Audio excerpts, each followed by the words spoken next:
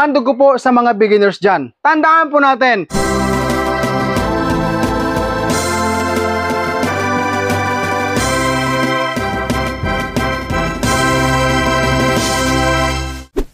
Diki! Ang lakas ng tubig, oh. Diki! Ang kanila pong kilo, beginners, because sa edad na yan, mga kababayan, mga ka-farmers, isang mapagpalang araw po sa ating lahat. For today's video guys, gusto ko pong i-share sa inyo ang update po sa aking dalawang dumalagang baboy. Mamaya-maya po guys, akin pong i-share sa inyo kung ilang kilo na po sila sa 100 plus kilos guys. So, prepare muna ako ng feeds.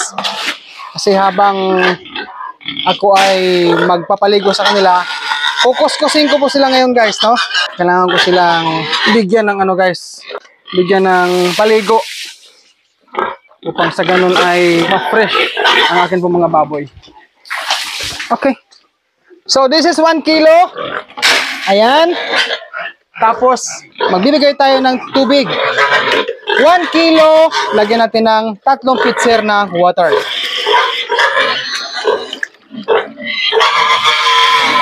Ito pa lahat ng balde yan. And of course po, maglalagay si Dodong ng King's Vita Plus Animal Feed Supplement. Babad tayo ng feeds guys habang mag-asikaso sa mga baboy. Ayan. Okay. Huwag kang maingay, Diki. Ha? Kalma ka lang.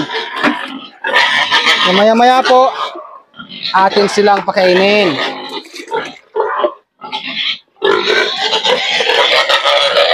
Okay. Where is my mask?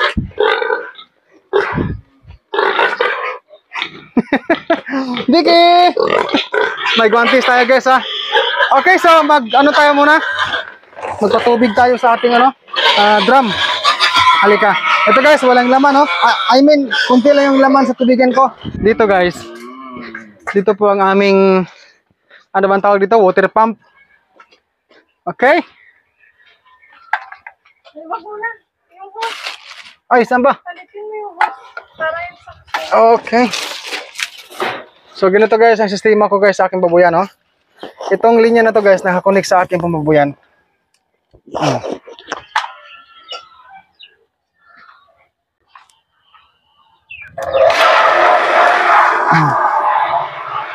Let's go! Natubo na guys, oh. Ayan. Oh, wag nang maingay, wag nang maingay. Diki! Ang lakas ng tubig, oh. Diki!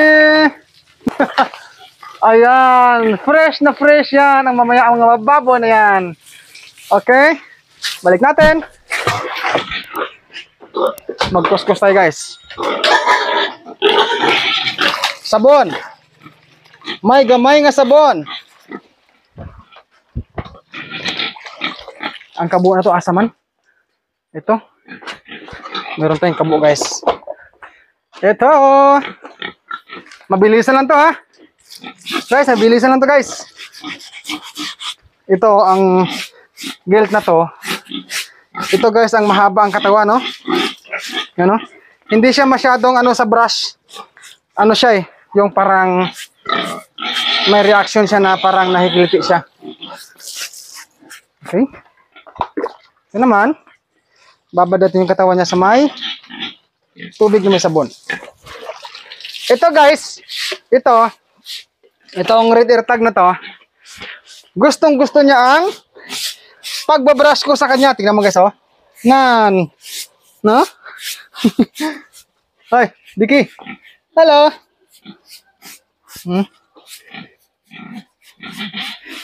Kunting brush lang kasi hindi naman sila gaano madumi. Nagaganito ako sa kanila guys dahil gusto ko yung kanilang katawan at yung kanilang tiilan or yung paa, malinis talaga dapat. Kasi beginner sa tandaan natin, kung ating mga baboy na magkaroon ng problema sa paa, magpilay-pilay na yan, mahirap guys ang di maganda yung kalagayan nila. Kaya ako pag may mga dumi-dumi yan, yung waist nila, mapaka nila, kailangan matanggal yan.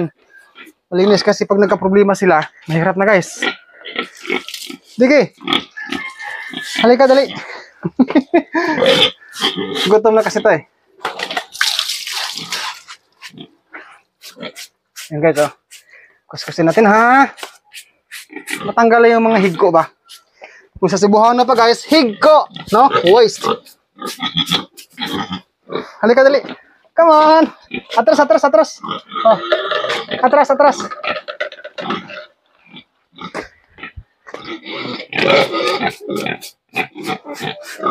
Nahikilit ito eh.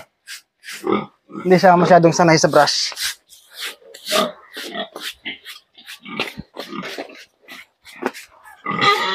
Okay, huwag na masyadong matagal, no?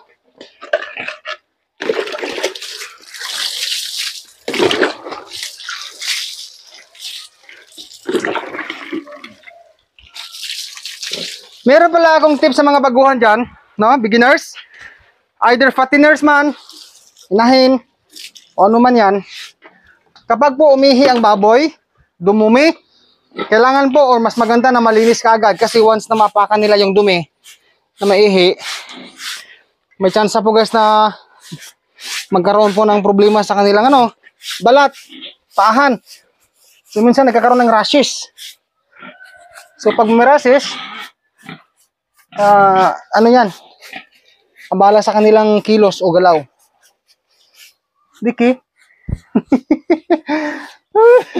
Hagupan to eh. Ano ba sa Tagalog yung hagupan, may? Maamo? Ay, maamo. Okay, dahil hindi naman sila gaanong madumi. Tama na, no?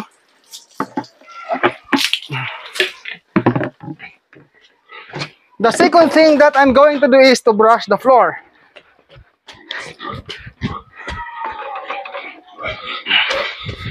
Whew.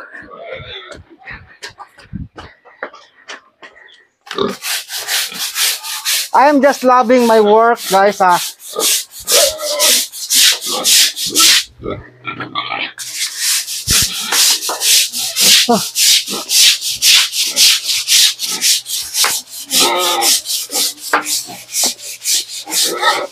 But don't be afraid.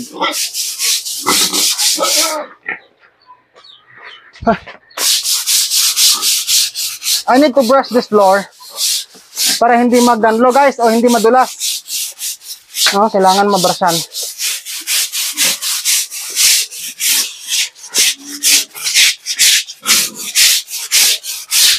Dito. Nandito guys ang buhay hog racer. Buhay hog racer, backyard, no? Pero ako po ay na-enjoy, no? I enjoy always. Oh, don't lay down. Uy.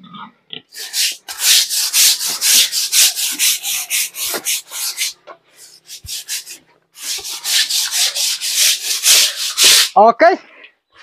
Magbanlaw tayo.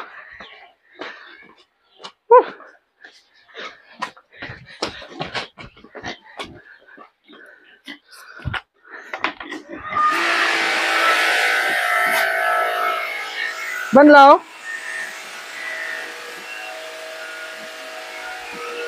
Okay. So ito guys, ang ginasprehan ko ngayon na baboy. Lumagpas na po siya ng 100 kilos sa loob po ng 3 months and 22 days sa pagbili ko sa kanya. I mean, since nabili. Ito naman, ang isang gelt ko, lumagpas na rin po siya ng 100 kilos. Ay mga beginners ha, meron akong sabihin sa inyo pala. Atin pong tandaan palagi na every time we clean our piggery, we should be or we must have face mask. Ha? Importante po yan mga beginners.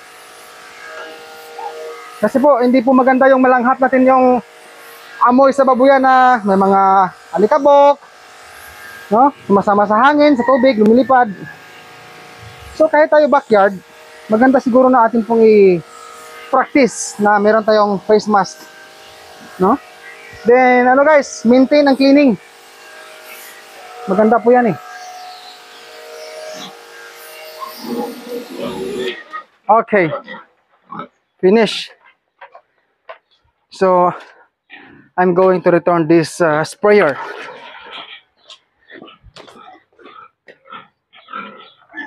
Then, let's give feeds.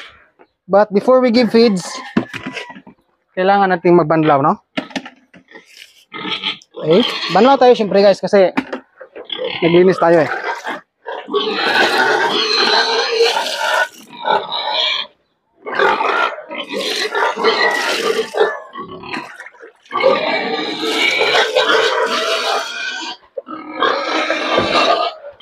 Okay, come on.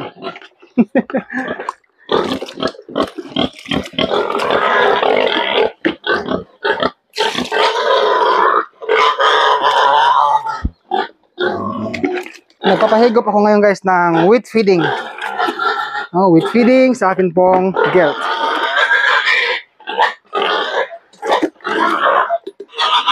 Okay.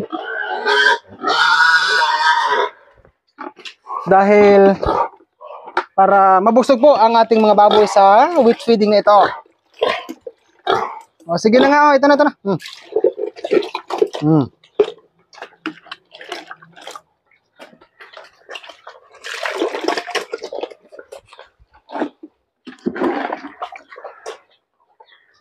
Alam nyo guys, araw-araw po, masaya po si Dodong Biliran, no?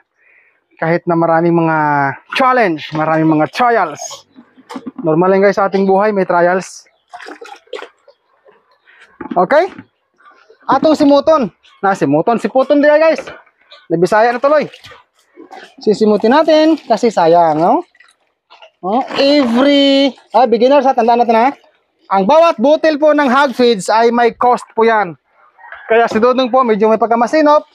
Atong paubo sa baboy. Okay? Ayan. So, ang guys, ang status natin ngayon dito, meron akong take note eh. Excuse lang ha. So, ito guys, ang mga baboy na ito, ang edad nila today, they are now 3 months and 22 days since buying. Ang kanila pong kilo, unahin natin si gelt na meron pong yellow air tag. Siya guys ay kahapon guys ay tinimpang ko siya. Siya po ay umabot na ng 107 kilos and 60 grams. No? 107 kilos and 60 grams. Ito, pakita natin. Yan guys oh. So ang gelt number 1, ito yon 107.60 grams, no? Okay? Ang gelt number 2 naman, itong itong may pagka makulit to eh. Gelt number 2 ang mayroon pong red air tag.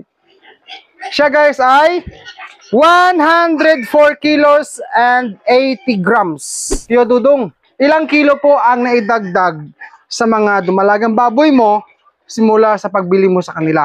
So ito po sila, nagtay noon sa 16 kilograms per pig nung time na binili namin sila noon. So ito guys, pakita natin mo. Okay, gelt number 1, 107 kilos point 60 grams. I-minus ko po ang 16 kilos nila noong biik pa sila sa pagbili ko sa araw na yon, equals 91 kilos point 60 grams po ang naidagdag dito guys sa dumalagang baboy na ito. Ayan, no? Ang ito naman pong isa, atong ipakita pakita po natin. Ito namang isa guys, 104 kilos point 80 grams minus 16 kilos nung biik pa sila equals 88 kilos point 8 grams or 80 grams ang naidagdag po sa loob ng 3 months and 22 days po na pag-alaga namin sa kanila. Ang mga viewers ko po dyan na meron naman kasi talagang nagtatanong, Kuya Dodong, ilang buwan na po ang gelt mo since birth? So ito guys, ang summary oh. Napakita natin para makita po ng mga viewers natin ha. Ito. Okay? So ang buying age po was 55 days or 1 month and 25 days. Tapos sa pagsagod ko or pag-alaga ko, 3 months and 22 days since buying. Total age is 5 months and 22 days since birth. So ibig sabihin guys, by next month, no, July, mag 7 months, then August mag 8 months. Then siguro guys, pag sila po ay maglandi na halimbawa sa edad nila na 6 months pa lang, titignan ko ang kanilang status sa kanila pong body weight.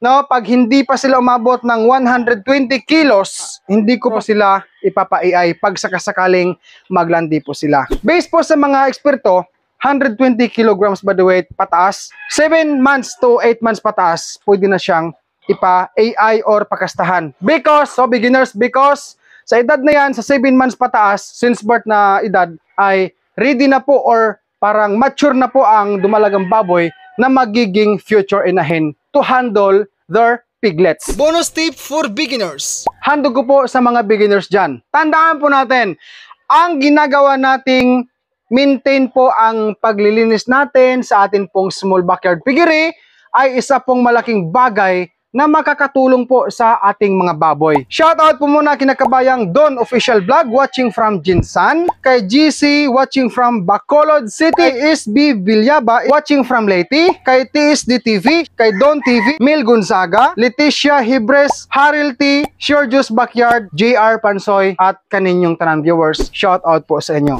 Ang King's Vita Plus Animal Feed Supplement mabibili po sa Agrivet stores nationwide. Kung hindi ito available sa inyong lugar, maaari po kayo mag-direct order sa Shopee sa KBM Agrivet Lines. Pwede rin sa Facebook page ng King's Vita Plus Animal Feed Supplement. Link nila ay nasa description, o pwede po kayo mag-text o tumawag sa kanilang cellphone number 0917-795-0220. Available po ang COD or cash on delivery. At nandyan din po sa description ang link kung paano po ito gamitin sa atin pong mga alagang baboy. Maraming salamat po sa mga na-inspired po sa aking mga simple videos dito sa aking channel. Ako po si Dodong Bilaran ang nagsasabing maraming salamat po sa patuloy niyong pagtangkilik sa akin pong mga simple videos dito po sa aking YouTube channel and also po sa aking Facebook page.